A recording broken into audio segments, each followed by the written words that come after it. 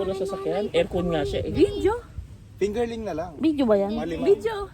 Di-video nga ako eh. Video pa. Hindi ako makakuha eh. Video.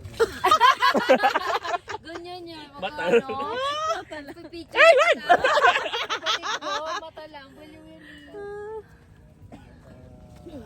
Ay, ang daming ano nasusuot. Dapat anuhin yun. Nakapan siya, hindi siya headpan siya. Yung ano, yung paalis mo yung itlog at dadami dyan yan. Ay, oo nga. Pakain sa baby. Oo. Ha? Kinakaiba ito yan. Ito namang hito. Kailangan Ay, ng hito. kinakaiba ng hito. Para hindi mapisa. Tikman ko.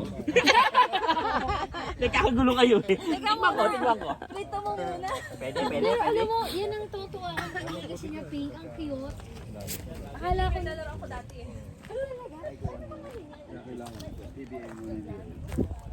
Oh, di ba? Ang lamig dito? Pupunta sa malayo. Oo, dito lang masarap na. Dumudumi naman po ito.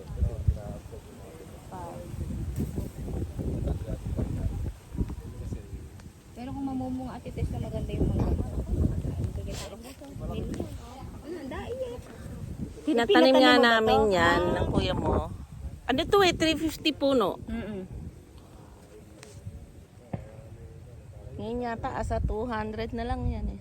dahil pinapatay. Tapos pinapatay pa. Tapos gagawin pispan dito. Papatayin uli yan. Oo. Sisingit. Tapos pispan doon. Ayun doon sa dulo, pispan doon. Para malilim pa rin. Oo. Yan, sinusuro na yung kabila. Oh. Kahit mga 20 hukay dito. Hanggang dito.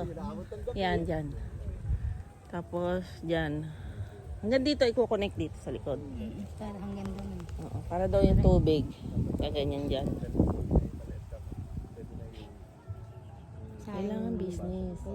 Business-minded ka kasi. Ito mo na yung paggawa ng bahay. Mula. Business na muna. O, di ba? Business muna, bago dead business.